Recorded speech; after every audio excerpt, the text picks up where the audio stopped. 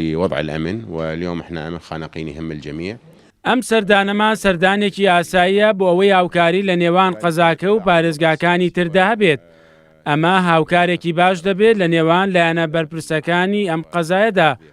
هاوڵاتیانی خۆشەویست دڵنیا دەکەینەوە کە ڕەوشەکە بەرەو باشتر دەبین.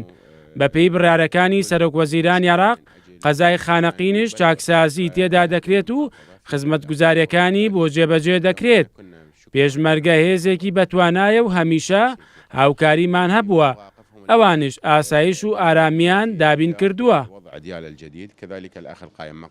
ئێمە هەمیشە گەشتبینین و تەعاونێکی زۆر باشەیە لە بینمان و لەوە پێشتر هەبووە و گەشتبینین بۆەوەی کە جەنابی محافظ هاتووە بۆ ئێرە وعدی زۆریشی داوە بۆ هەم قەزایە ئەمنی و ئەو مەشاریعانەیش کە لێرەیە ئەتلاقی بکاو پێکەوە ئیش بکەین و ئەوەی کە ئێمە بە باشی ئەزانین تەقدیمی بکەین و ئەویش موافقەتی لەسەر بکاو بۆ ئەوەی ئەو ئیشانە هەمووی جێبەجێ بکرێ.